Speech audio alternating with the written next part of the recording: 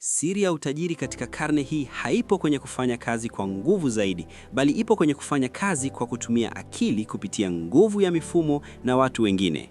Kama anavyosema mtaalamu wa biashara ya mitandao Eric Worre, kuwa mtaalamu wa fursa si jambo na bahati, bali ni ujuzi unaopaswa kujifunza na kuufanyia kazi kila siku. Watu wengi wanashindwa kufanikiwa kwa sababu wanatafuta usalama wa muda mfupi badala ya uhuru wa muda mrefu.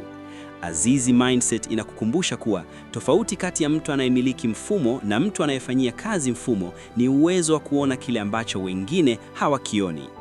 J. Paul Getty aliwahi kusema kuwa heri apate 1% ya juhudi za watu 100 kuliko kupata 100% ya juhudi zake mwenyewe. Huu ndio msingi wa kujiunganisha na fursa za kisasa na biashara za mitandao ambazo zinakuwezesha kukuza kipato chako bila mipaka ya muda wala mahali ulipo. Usikubali akili yako ifungwe na hofu ya kukataliwa, kwani kila unapokataliwa ndipo unapotengeneza misuli ya ujasiri wa kufikia kilele. Dunia ya leo haina huruma na watu wanaosubiri mteremko, bali inamuinua yule anayeanza na kile alichonacho na kukigeuza kuwa himaya kubwa. Acha kulalamika kuhusu uchumi wa nchi, anza kutengeneza uchumi wako binafsi kwa kujiunga na wale wenye maono yanayofanana na yako.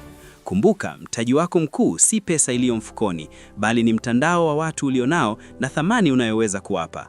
Amua leo kuwa mjenzi wa daraja lako kuelekea uhuru wa kifedha na uache kuwa mtazamaji wa maendeleo ya wengine.